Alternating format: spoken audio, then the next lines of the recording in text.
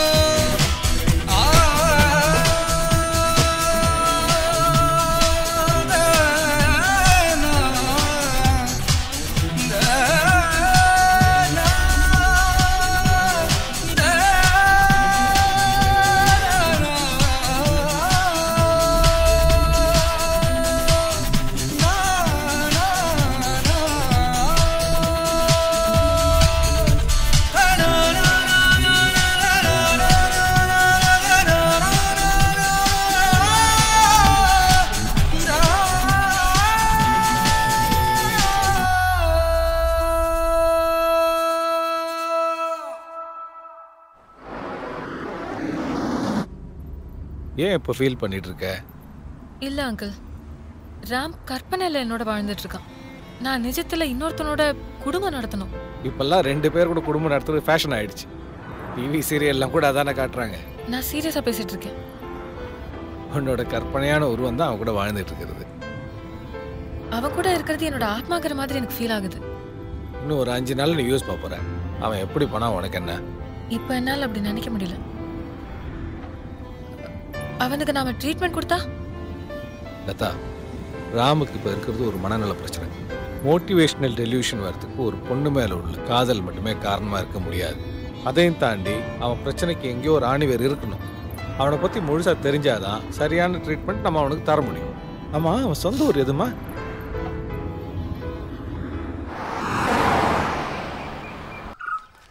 பெரியவரே, இந்த சங்குனியர் வீடு தெரியுங்களா?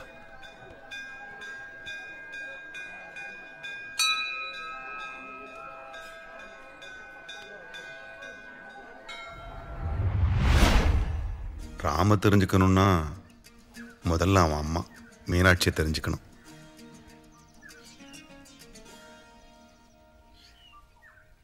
ஊர்ல இருக்கவா கண்ணுக்கு மீனாட்சி எப்படி தெரிஞ்சா தெரியுமோ? வியாபாரமே சரியில்லை, அடுத்த வாரம் தரேன். ஏண்டா உளுங்குடுக்கி பயல, உன் கதை எனக்கு தெரியாதுன்னு நினைச்சியாடா? ச்சீ, பொம்பளை சோக்குக்கு போறவன் உருப்படவே மாட்டான்டா. நாளைக்கு அசலும் வட்டியும் என் கைக்கு வரல, கரவை பேச கையே எடுக்காது, ஜாக்கிரதை. ஏய், வட்டி கொடு. என்ன சரியா இருக்கா? இருக்குமா? ஏய் நில்றா. ஏய் ஏய் எங்கடா ஓடுற? நில்றா. பணத்துக்கு பதிலா வீடு பத்திரத்தை கொடுத்துறேன் தாயே. போய் கொண்டு வா. எடுத்துட்டு வந்துறேன், இப்போ வந்துறேன். வா. இந்தாம்மா வட்டி பணம்.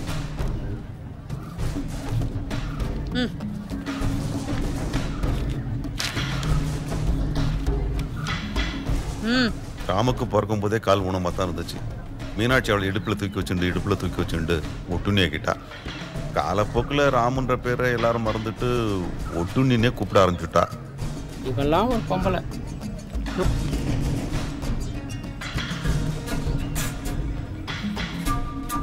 யோ, ஏன் வட்டி இன்னும் வரல? ஒரு வாரம் ஆச்சு. பொறுமா, அப்ப கொடுத்துறேன். கொடு. இந்த மாதிரி ஏமாத்துற வேலை எல்லாம் என்கிட்ட வச்சுக்காத. என்ன என்ன சொல்லும்? ரெண்டுக்கா வேணுமா? குழந்தைக்காக இன்னும் 2 எடுத்துக்கிறேன். அந்த கூட எடு. இந்த மாதிரி வட்டிக்கும் தண்டலுக்கும் விட்டு அதை கடுமையாக வசூலிக்கிற சண்டைக்காரி மீனாட்சியை தான் எல்லாருக்கும் தெரியும். ஆனால் அந்த புள்ளையாண்டா ராமுக்காக மீனாட்சி எப்படியெல்லாம் கஷ்டப்பட்டா, வாழ்க்கையை எப்படி நடத்தினான்னு எனக்கு மட்டும்தான் தெரியும். மீனாட்சி அவன் ஆத்துக்கார ரவியும் குழப்ப தேடி தான் அந்த ஊருக்கு வந்தா. பாவம் ரவி ஒரு விபத்தில் அடிபட்டு மீனாட்சியும் ராமியும் தவிக்க விட்டு மேலே போய் சேர்ந்துட்டான். அவளுக்கு ஊர்ல யாருமே இல்லைன்னு ஆயிடுத்து.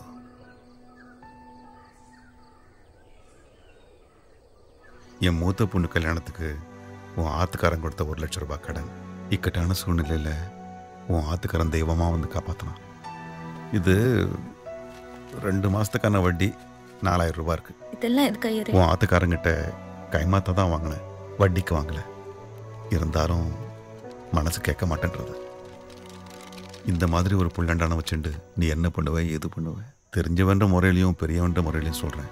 இதை நம்பிக்கையான வாழ்க்கை கொடுத்து வட்டி வாங்கி வயது கழுவிக்க. இந்தா, ஒன்றும் யோசனை பண்ணாத.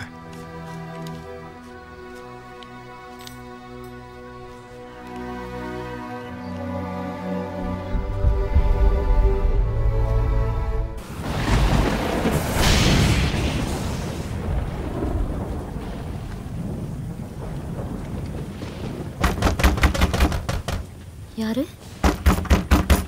யாரு யாருன்னு கேக்குறல்ல? என்ன வேணும்? உன் கூட குடும்பம் அர்த்தம். வெளியில போட. சும்மா சொல்லக்கூடாது மீனாட்சி. நீ என்ன அழகு, நீ பல தடவை வெளியே போட.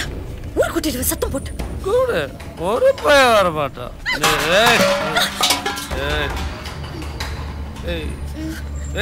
என்னடி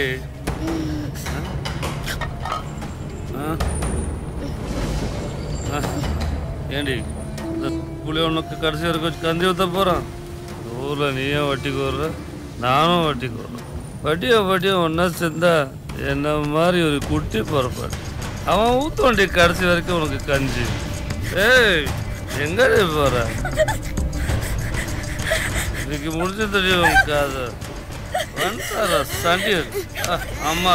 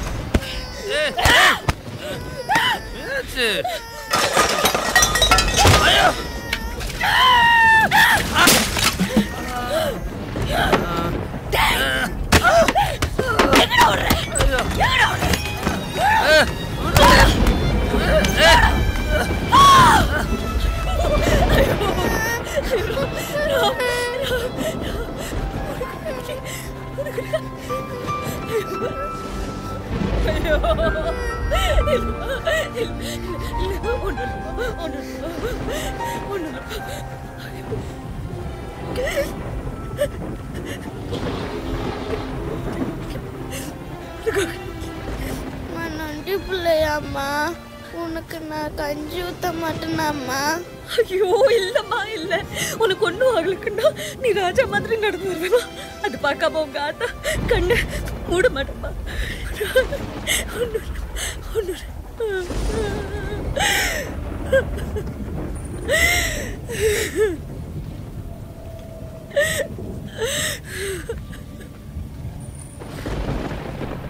நீ என்ன அழகு, பல தடவை சத்தப்பட்டு ஊருக்கு கூட ஒரு பையன்.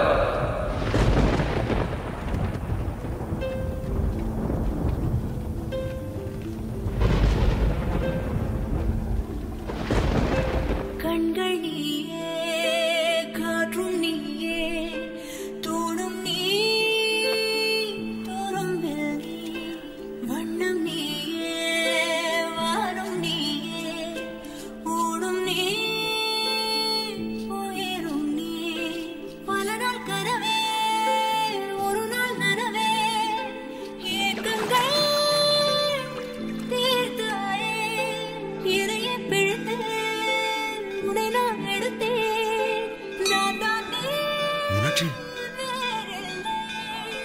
என்னடி மது கோலம்? என் பையனை காப்பாத்த இந்த உடம்புல உசுறு இருந்தா போதும் ஐயரே. அழகு தேவையில்லை. இனி கண்டவன் கண்ணெல்லாம் என் மேல மேயாது.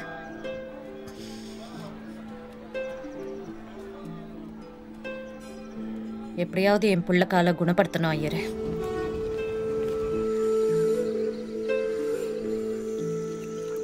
உங்களைத்தான் தெய்வம் போல நம்பி அவளை കൂട്ടിட்டு വന്നിരിക്കാൻ.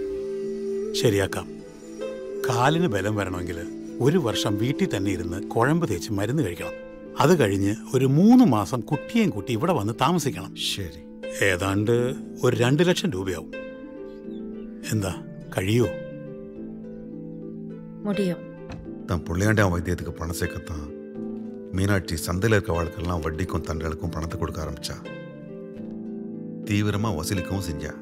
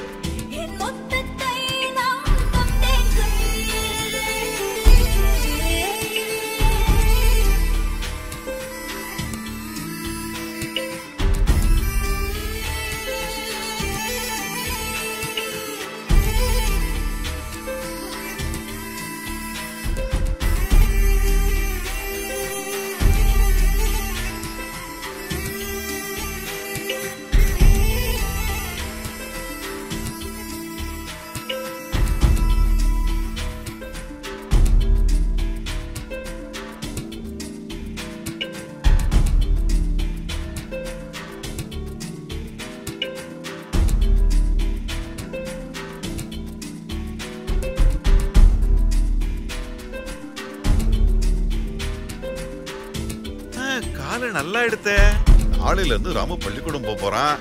நல்லா படிக்கணும் டாம்பி.